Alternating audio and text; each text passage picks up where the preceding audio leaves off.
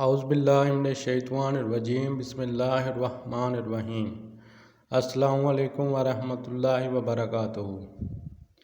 حضرت ابو ہریرہ سے روایت ہے کہ ایک دن نبی کریم صلی اللہ علیہ وآلہ وسلم ہم لوگوں میں تشریف فرما تھے کہ آپ کے پاس ایک شخص آیا اور پوچھنے لگا امان کسے کہتے ہیں؟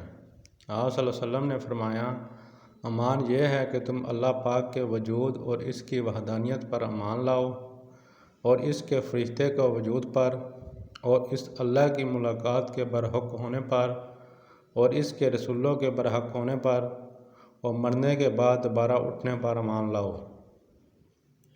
پھر اس نے پوچھا اسلام کیا ہے؟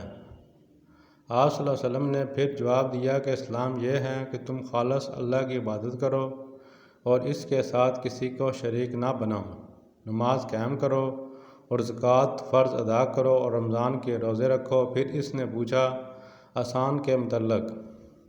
آپ صلی اللہ علیہ وسلم نے فرمایا احسان یہ ہے کہ تم اللہ کی عبادت اس طرح کرو گویا کہ تم اسے دیکھ رہے ہو۔ اگر یہ درجہ نہ حاصل ہو تو پھر یہ تو سمجھو کہ وہ تم کو دیکھ رہا ہے۔ پھر اس نے پوچھا کہ قیامت کب آئے گی؟ آپ صلی اللہ علیہ وسلم نے فرمایا اس کے بارے میں جواب دینے والا پوچھنے والے سے کچھ زیادہ نہیں جانتا، البتہ میں تمہیں اس کی نشانیاں ضرور بتا سکتا ہوں۔ پلیز ویڈیو اچھی لگی ہو تو چینل سبسکرائب کریں اور اس ویڈیو کو صدقہ جاریہ سمجھ کر آگے شیئر کریں۔